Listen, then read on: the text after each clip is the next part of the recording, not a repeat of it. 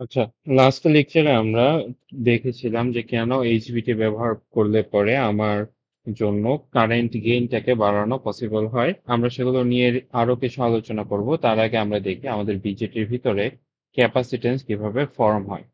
আমরা এখানে একটা জিনিস দেখি, এটা হচ্ছে আমার এন, এটা পি, এটা এন। এটাকে আমি বলতেছি ধরো ইমিটার, এটাকে বলতেছি কালেক্টর, এটাকে বলতেছি বেস। তাহলে এখানে যখনই এন এবং পি আমি কানেক্ট করতেছি, একটা জাংশন তৈরি হচ্ছে, তখনই সেখানে কি তৈরি হবে? এখানে একটা ডিপ্লেশন রিজিয়ন ফর্ম করবে। তাহলে এন এর সাইডে তৈরি হইলো পজিটিভ তৈরি হয়, আমরা জানি পি এর সাইডে নেগেটিভ তৈরি হয়, এবং এই যে পজিটিভ বা নেগেটিভ এই জিনিসগুলো কি কোনো ফ্রি চার্জ ক্যারিয়ার না, এগুলো হচ্ছে আয়ন।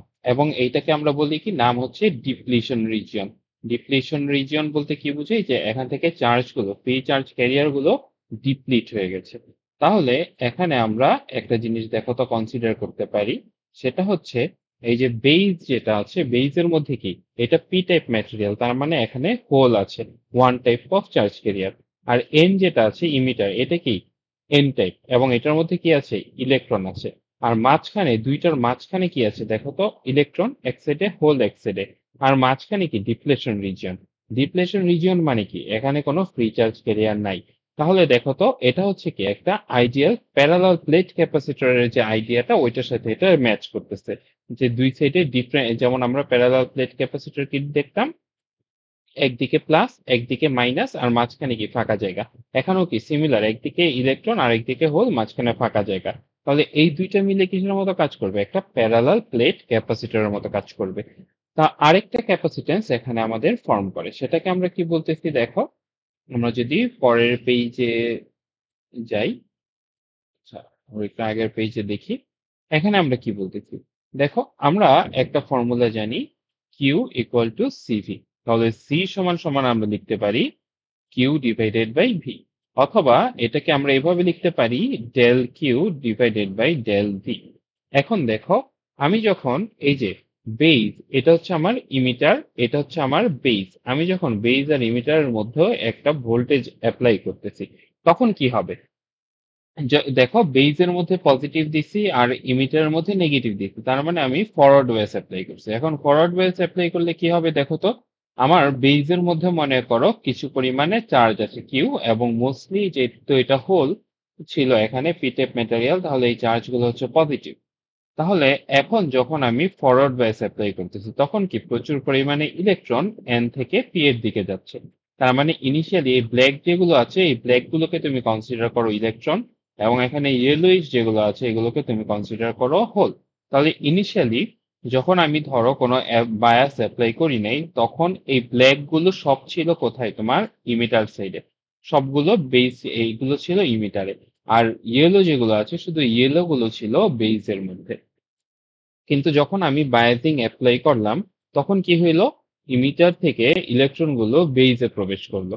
তাহলে দেখো তো, আমি এরকম একটা সিনারিও পাচ্ছি, যে আমার একটা অ্যাপ্লাইড বায়াস আছে ডেল ভিবি, যেটা হচ্ছে এইটা, এবং তার কারণে কি হইলো, আমার বেইজের মধ্যে কিছু পরিমাণে চার্জের পরিবর্তন হইলো। আগে ছিল শুধু নেগেটিভ চার্জ, এখন কি, সরি, আগে ছিল শুধু পজিটিভ চার্জ, এখন এখানে কিছু নেগেটিভ চার্জ আছে আসছে, তার মানে কি ডেল কিউ আসছে, মানে চার্জের পরিবর্তন হয়েছে।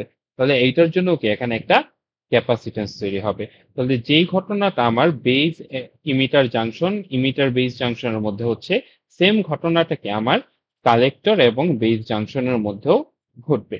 তাহলে এখানে আমি একটা যেমন ক্যাপাসিটেন্স পাচ্ছি, সেম ভাবে এখানেও আমি একটা ক্যাপাসিটেন্স পাচ্ছি।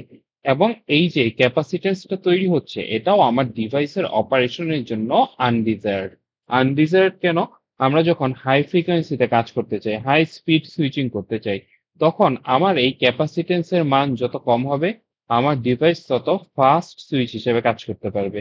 আর যত এই ক্যাপাসিটেন্সের মান যত বেশি হবে, আমার ডিভাইস সুইচিং এর জন্য তত বেশি সময় নিবে। তাহলে আমরা চেষ্টা করব আইডিয়ালি এই ক্যাপাসিটেন্সটাকেও আমরা কিভাবে কমাইতে পারি। এখন আমরা গত ক্লাসে যেটা পড়েছি, সেটা আবার একটু দেখি, যে আমাদের হেটারো জাংশন যখন আমি ব্যবহার করতেছি, আমি তখন কি কি অ্যাডভান্টেজ পাচ্ছি।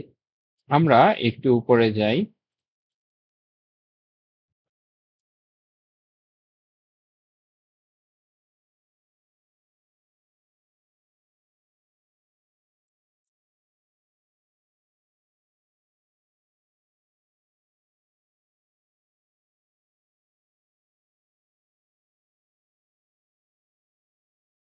আমি চিত্রটা এখনো খুঁজে পাচ্ছি না, যেটা দেখেছিলাম। আচ্ছা, এনিওয়ে আমরা যদি না পাই,